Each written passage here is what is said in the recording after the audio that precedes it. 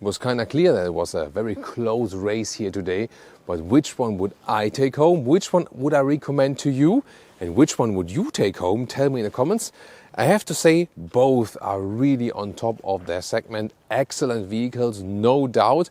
And you can't really say that one is bad or one is good or something. However, I do have a clear decision for you here today still. On the exterior, I think it is definitely personal preference. The BMW has this more sporty, angular look, whereas the E-Class goes more into a classic, traditional, elegant direction. So that just depends on what you prefer. On the interior, the stylings are also really different, and I think it's good that both have their unique positions actually. The BMW 5 Series has more legroom in the rear. It's also the longer vehicle, has a little bit more wheelbase, so that's actually no wonder. As for the seating materials, BMW has better and more choices of animal-free and more sustainable materials, so that's a plus point for the BMW. Seating comfort is good with both actually, so that also depends a little bit on the body posture. Surprisingly, I found the user interface a little bit easier with the Mercedes E-Class. You get along with that a little bit quicker and it's a little bit more straightforward. So I do prefer the user interface in the Mercedes. Right, let's start with the E-Class acceleration. And for that we go to the Sport mode. We can select it here below. The pressing mechanism is not the best, however, but I can still press it down there. Or alternatively, I press it in the screen. That's possible. From 50 kilometers an hour, let's go.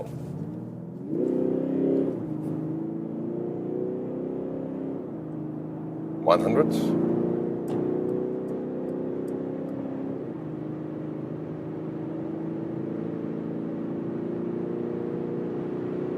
150.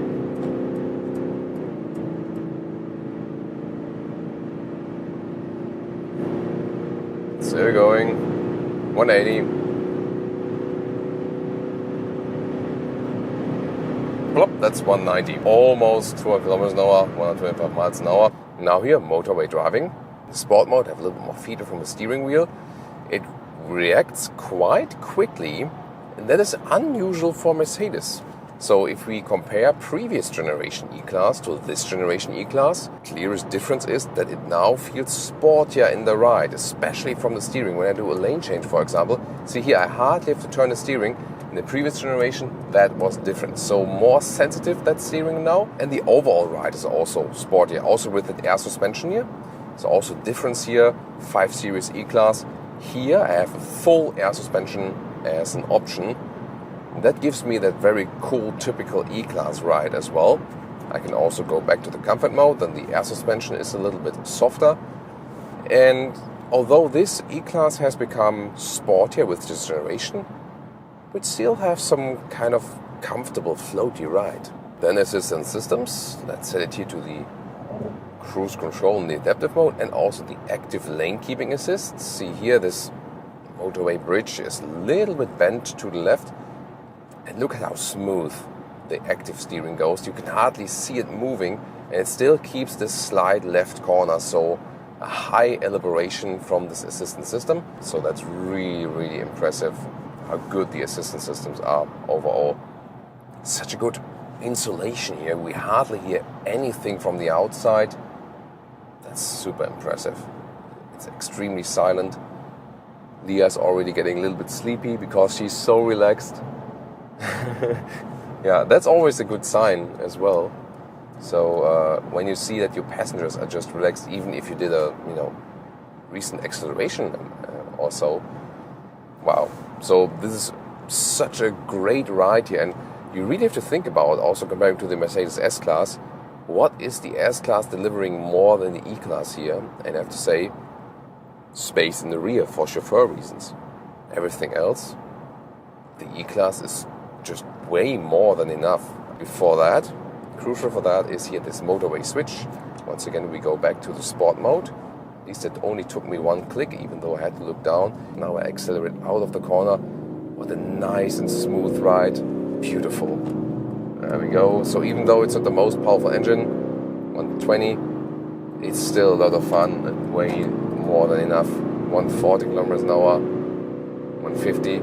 So here we are already pretty quick now on the motorway.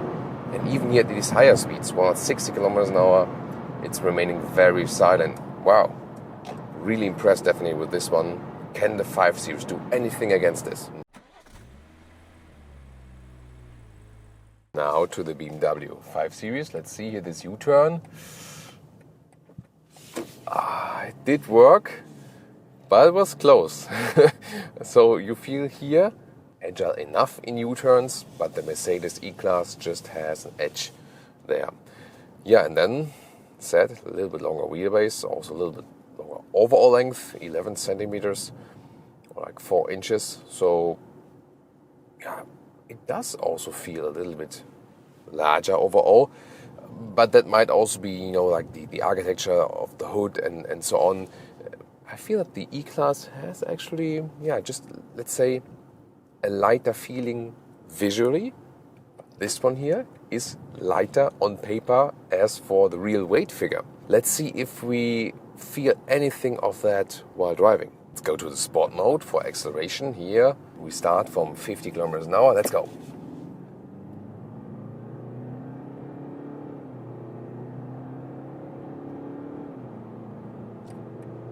That's 120. 140, 150, 160. So interesting, that difference there. Yeah, I think that mechanism doesn't make any sense. It's also really silent. I mean, it's very windy outside today on both driving parts, and we hardly hear anything of that on the outside. Yeah, very well done. Here also not much work from the steering wheel is needed. Nice tuning also of the brakes. Wow, it also feels absolutely flawless. Suspension-wise, there is no air suspension offered here, at least not full for both axles. Remember that from the EV version and the plug-in hybrid version, due to, you know, different weight and so on, that you can level it out better, they have then rear axle air suspension, but not fully. And here we don't have air suspension at all at this moment. However, it's equipped with the optional adaptive suspension by BMW, and that one is a very, very good suspension. It also adapts here in the sport mode, a little bit stiffer, and when I go back then to my normal personal driving mode, then it's a little bit softer. And overall, it's that good that you don't really miss an air suspension. Check out the cruise control, also with an active steering assist. The assistance systems are ready. So here also very smooth transition from the steering wheel. And you know, here I also have this special highway assist. I can also induce this active lane changing like this. Yeah, see here also flawlessly done. Nice one. The longer wheelbase maybe gives you some kind of calmness. Yes. Then the seats are just awesome. Here this vegan leather is really very soft, gives you a lot of comfort. Let's go here to the sport mode once again. This S combination, also a lot of fun, great control over the vehicle. Yeah, here I feel that the 5 Series is a little bit lighter and more agile, I would feel. So, although I agree a little bit more with the steering in the Mercedes, oh, Leah's flying all over the place. You see what's happening? The BMW tempts me to drive a little bit sportier. Yeah, you also feel like in the E-Class I was more like, yeah, even though it's sportier from suspension now, I'm super relaxed and everything is super comfortable and silent and so on. And this is also comfortable and silent in a way. But the 5 Series is just a little bit more engaging. By the way, the fuel economy is also not too far apart. Here we could score some always long-term motorway and so on. So these are like very low consumptions then, not talking city traffic. Like 6 liters and 1 kilometers for the 520D here. So like 39 mpg US, 47 mpg UK. The Mercedes E-Class there, a little bit better, like 0.5, like half a liter better. Maybe like 5.5 liters, 1 kilometers. So more like 45 mpg US, 55 mpg US. So these are both excellent results. But the Mercedes seems in that case they are a little bit better, whereas recently tested with the petrol engines, that BMW there is more fuel saving than the Mercedes, both in the 2-liter and the 3-liter side. So also a very interesting aspect, but not that would be the most crucial difference. This emphasis here, between the how engaging the drive is, that is still present. However, then Mercedes with the sportier, more natural steering feeling, here also sport, but a little bit less natural in the feeling, I would say actually. So when you look at the previous generations, that was always like, the Mercedes is the comfortable one, the BMW is the sporty one. Mercedes has taken that away in a way now, because they can also do sporty. But here it's really about the, how are you tempted to drive sporty or not? And the question is, what is more important to you and what is more important to me? As for the driving, well, that is also a surprise. Before, it was always, the BMW is the sporty one, the Mercedes is maybe the more comfortable one. Now Mercedes with the new generation, as for the steering setup and the suspension, is more fun to drive than the predecessor actually, and also sportier feeling, so that kind of evens out the balance a little bit. However, it is still the case that the BMW 5 Series is a more engaging car to drive. It tempts you more to drive sporty, whereas the E-Class has this typical floaty feeling, especially if you go for the optional air suspension.